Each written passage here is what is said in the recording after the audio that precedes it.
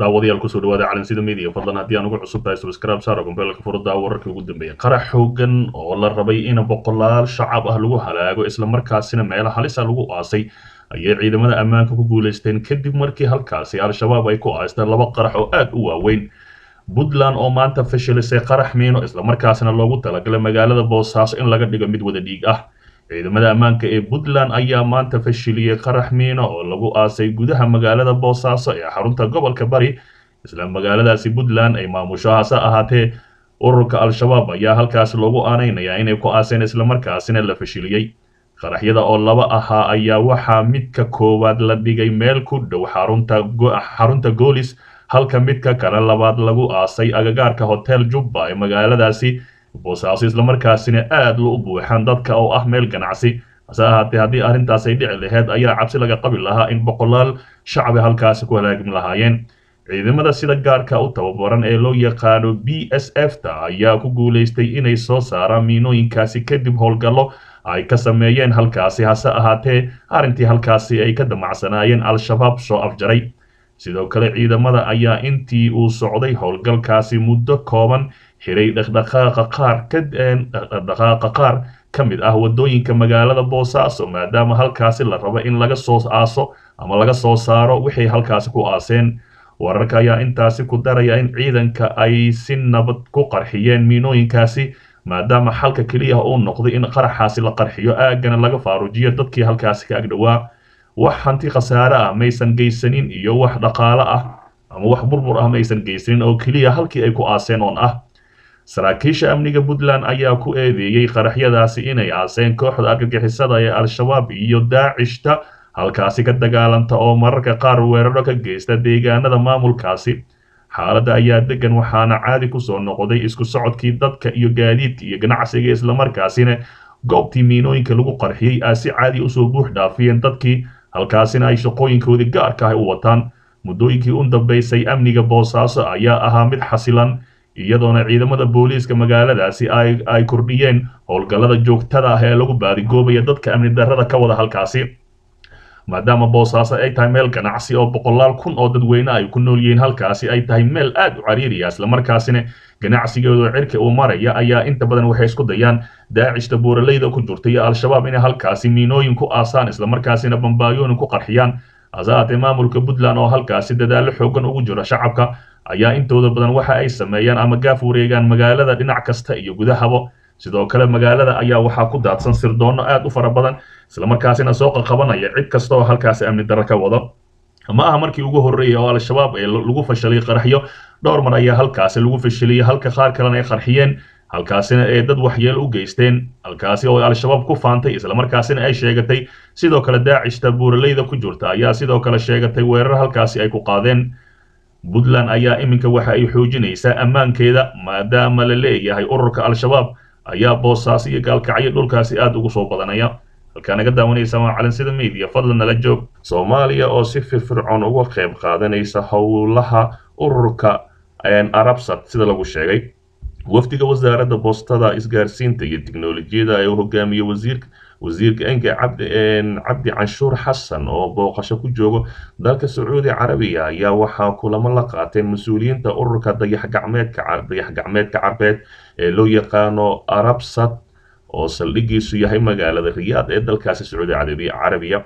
Madaxweynaha ahna agaasimaha guud ee Arabsat mudane Engi Khalid Balkhayuur oo ku soo dhaweeyay wafdigani xarunta ururka ayaa waxa uu sheegay in ay soo dhaweynayaan ka qaybgalka firfircoon ee Soomaaliya ee howlaha ururka Arabsat maadaama dalkeenu uu ka mid yahay saamileydii asaastay ururka. Kulamada labada dhinac oo ay ku soo dhamaadeen is-afgarad ayaa waxaa sidoo kale looga hadlay sidii dowladda Soomaaliya uga faa'iideysan lahaayeen adeegyada Arabsat iyo sidii dalkeena loogu caawin lahaa kaalmo farsamo oo la xiriirta dhinaca horumarinta isgaarsiinta. Waxaa naga go'an in aan firfircoon uga qayb qaadano dhammaan howlaha guddiyada hay-adaha iyo ururada gobolka qaaradeed iyo caalami ee isgaarsiinta iyo tiknoolajiyada kuwaas oo aanan badankood ka dhex muuqan muddo. Taasna waxa ay muhiim u tahay waxay muhiim u tahay wadaagista khibradaha iyo mideynta dadaalada, ayuu yidhi wasiir canshuur, oo intaasi ku daray iskaashiga iyo isku xirnaanshaha adduunka gaar ahaan dhinaca tiknoolajiyadda waxa uu marayaa maanta heer aysan suuragal ahayn in aan gooni u soconno. Dadaalada dhammaantoodna waxa ay leeyihiin hal ujeedo oo ku saabsan fulinta qaybaha kala duwan ee siyaasadda iyo istaraatiijiyadda qaran ee isgaarsiinta iyo tiknoolajiyadda, ayuu hadalkiisa ku soo gabagabeeyey wasiir canshuur.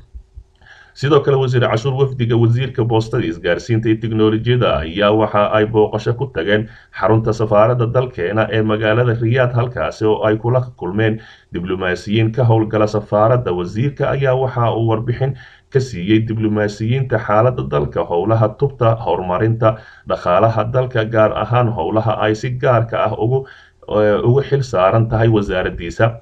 wafdiga wasaaradda oo uu ka mid yahay maareeyaha hay-adda isgaarsiinta qaranka mudane cabdi sheikh axmed ayaa muddada ay joogaan dalka Sacuudiga waxa ay ka qayb gali doonaan shirka wasiirada isgaarsiinta iyo tiknoolajiyadda dalka Carabta, waxa ayna sidoo kale kulamo gaar ah la yeelan doonaan mas-uuliyiinta wasaaradda isgaarsiinta iyo tiknoolajiyadda dalkaasi Sacuudi Carabiya, maadaama dalkaasi ay aada u horumarsan yihiin.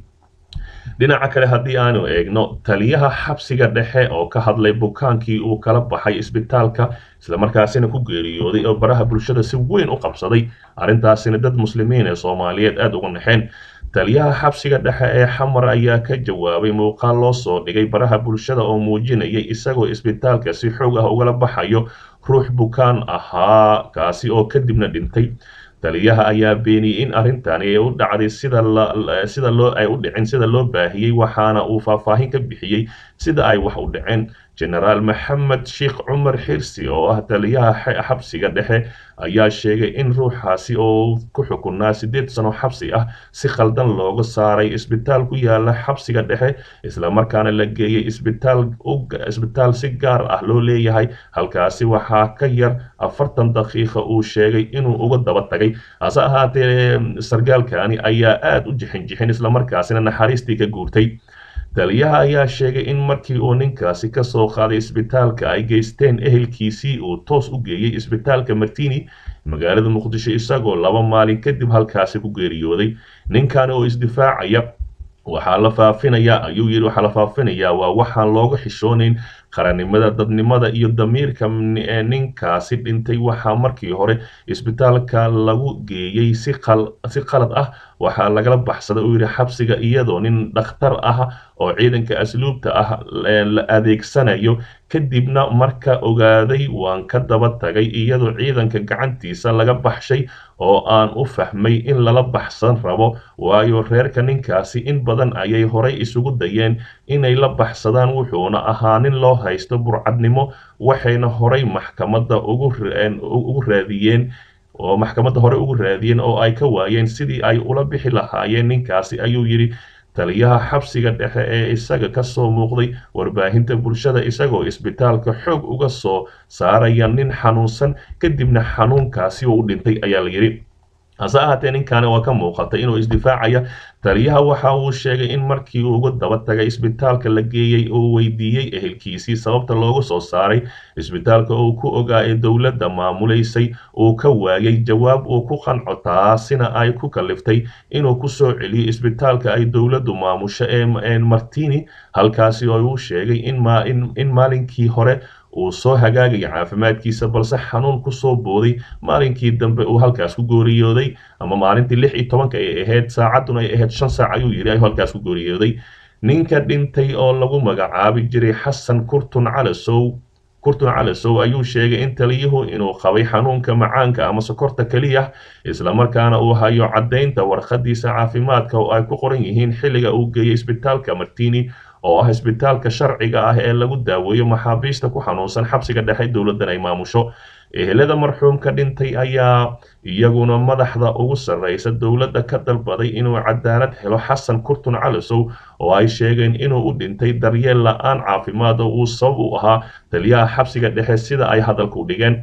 hase ahaatee xaaladaasi ayaa cirkis ku shareertay kadib odayaashii oo soo hanjabay islamarkaasina sheegay in ay qasab tahay ninkaasi manaxa ah islamarkaasina maxbuuskaasi sabab u yahay inuu dilay in dharka laga dhigo tallaabo sharci ka baxsana laga qaado dowladdana ayna siiso magdhow ayay dhaheen hase ahaatee weli maysan ka soo hadlin taliyayaasha ugu sarreeya asluubta iyo madaxda kale ee dowladda federaalk soomaaliya maadaama odayaashani ay aad u caraysnaayeen islamarkaasina u guudinayeen dowladda federaalk soomaaliya gaar ahaan taliyahani hase ahaatee dadka inta badan muuqaalkaasi daawaday ayaa ku sheegay in aad looga naxo islamarkaasina nin bukaan ahaa oo islamarkaasina oksijiinka ku xirnaa si khalad ah loogu furay islamarkaasina gaariga asluubta dabadaba loo geliyay hase ahaatee warkaasi warkay xiga ayaa daawan doontaan daawadayaal nala joog cali sida tiim ka mid noqo